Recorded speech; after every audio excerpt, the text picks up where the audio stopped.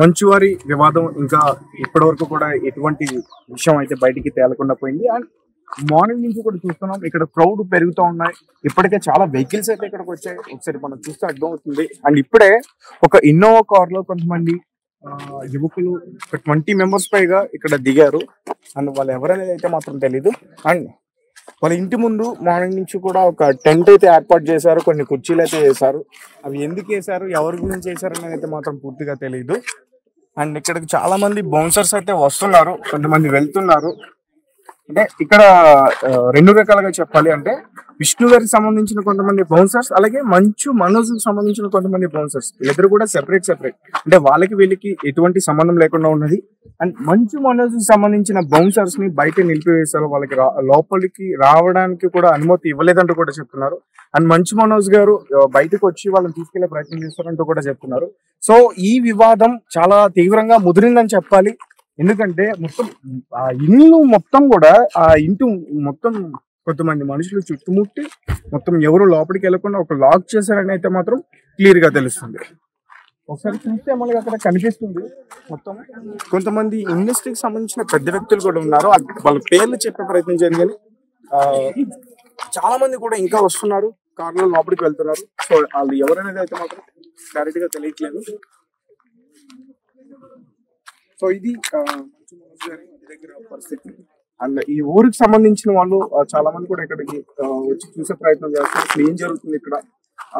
లోపల నుంచి కూడా కొన్ని శబ్దాలు వచ్చాయని చెప్తున్నారు. అంటే గొడవ పడిన శబ్దాలు కూడా వచ్చాయని చెప్తున్నారు. లోపలైనా గొడవ పడుతున్నారా, అసలు లోపల ఏం జరుగుతుంది.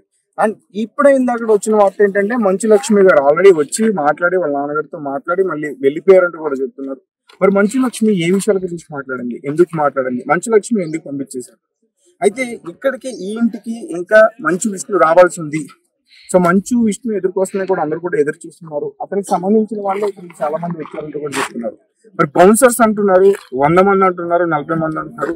ఇక్కడైతే అంతమంది ఏం కనిపించట్లేదు. అండ్ లేడీ బౌన్సర్స్ కూడా వచ్చారు. మరి లేడీ బౌన్సర్స్ ఎందుకు వచ్చారు ఈ విషయం అయితే పూర్తిగా తెలియలేదు. అండ్ మొత్తానికి ఇది ఏంటంటే ఈ అంశం ఆస్తి వివాదానికి సంబంధించి అని పూర్తిగా చెప్పుకోవచ్చు. అందరికీ తెలిసిందే మోహన్ బాబు గారికి 2 పెళ్లిళ్ళు అయినాయి.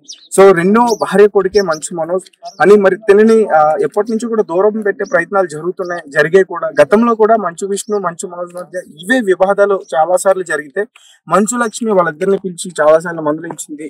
అండ్ మంచు మోహన్ బాబు గారు కూడా ఇద్దరికి పిలిచి మందలించారని చెప్తున్నారు. కానీ మొదటి భార్య కొడుకు పైన కూతురు పైన ఎక్కువగా ప్రేమ చూపిస్తుండటంతో మనోజ్ తీవ్ర ఆగ్రహం వ్యక్తం చేశారు. అలాగే మరి ఈ ఇష్యూకి సంబంధించి మంచు మోహన్ బాబు గారి భార్య, రెండవ భార్య అయితే ఇప్పటి వరకు ఆమె కనిపించట్లేదు. కేవలం ఇక్కడ ఈ స్టోరీ మంచు మనోజ్ అండ్ మంచు విష్ణుకి సంబంధించి నడుస్తుందంటూ కూడా చాలా మంది చెప్తున్నారు. ఒకసారి చూద్దాం మనం పూర్తిగా. మరి ఈ రోజు ఫైనల్ సెటిల్మెంట్ ఉంటుందా, అంటే అసలు సెటిల్మెంట్ చేసుకోవడానికి వీళ్ళందరినీ పిలిచారా, లేకపోతే ఎవరి సత్తా ఏంటో చూసుకుందాం అని పిలిచారా, అసలు ఇన్ని కార్స్ రావడానికి రీజన్ ఏంటి, ఎంతమంది జనం రావడానికి రీజన్స్ ఏంటి, అంతమంది బౌన్సర్లని పెట్టుకోవడానికి రీజన్ ఏంటి, మళ్ళీ బౌన్సర్లు పెట్టుకోవడంలో కూడా సెపరేట్ గా ఎందుకు పెట్టుకున్నారు. ఒక పక్క మంచు మనోజ్ గారికి బౌన్సర్లు సెపరేట్ గా పెట్టుకున్నారు, ఒక పక్క మంచు విష్ణు గారికి సెపరేట్ గా బౌన్సర్లు పెట్టుకున్నారు. ఎందుకు 2 రకాలుగా ఒక ఫ్యామిలీ ఇష్యూని ఎందుకు ఎంత హైలైట్ గా చేస్తున్నారు అంటే మనకి క్లియర్ గా మనం అర్థం చేసుకోవచ్చు. ఇక్కడ ఏం నడుస్తుందంటే ఇది వాళ్ళ ఇంటికి ఫ్యామిలీ వార్ అవ్వచ్చు, కానీ బయట ప్రజలకి మాత్రం ఫ్యామిలీ గొడవలు అనిపించడం. ఎందుకంటే వాళ్ళు పూర్తిగా ఒకరంటే పడని విషయం మనకి క్లారిటీగా తెలుస్తుంది. ఎందుకంటే మంచు మనోజ్ గారు పైన దాడి చేయించారంటూ కూడా ఒక విషయం బయటకు వచ్చింది. సో చూద్దాం, మంచు విష్ణు గారికి ఇంకా వస్తున్నారంటూ చెప్తున్నారు. అతను వచ్చిన తర్వాత ఇక్కడ పరిస్థితులు ఎలా ఉంటాయి. ఇప్పటికే మరి కంటిన్యూస్ కుర్చీలు వేసి చాలా మంది జనం అయితే ఇక్కడ రావడం జరిగింది. సో వెయిట్ చేద్దాం అసలు ఇక్కడ ఏం జరుగుతుంది. ఈ వివాదం ఈ రోజుతో ఇక్కడితో ఆగుతుందా, మరింత ఇంకా ఎక్కువగా పెరిగే అవకాశం ఉంది. అప్పటి వరకు చూస్తూనే ఉండండి రెడ్ టీవీ. Thank you.